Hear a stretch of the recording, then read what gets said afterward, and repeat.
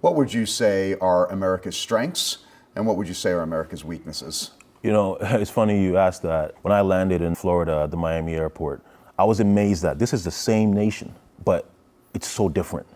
And that's beautiful. You know, it's really made me think about, the United States of America. One of the jokes that I make about Canada, my beloved Canada, and no, it's not going to be the 51st state. I'm being silly there.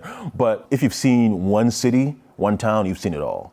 And there's beauty in that. But the US is just so uniquely different in terms of just the people.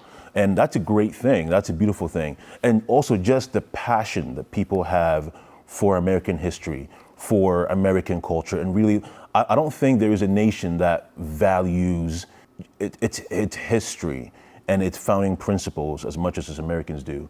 And that's really exciting for me because, unfortunately, one of the reasons why Canada ended up electing Trudeau and just hurting its nation is because we have incredibly just low interest in what is happening in our own nation. And Americans obviously are much more passionate about America than most nations are. So that's a strength.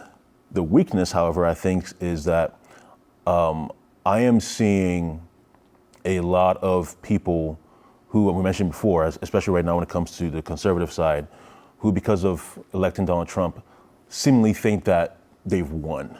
Well, in 2016, Trump won the election, but then what happened right after that?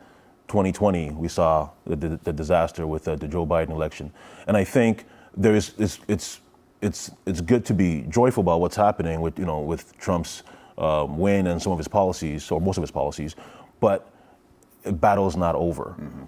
And I think just from talking to a lot of people, that joy almost seems like, okay, we've accomplished, we've done what we had to do. No, there's a lot more to do going forward. And that's a weakness that I see going forward. And I hope that my concerns will not come to reality and that the American people will continue to fight for truth and for life.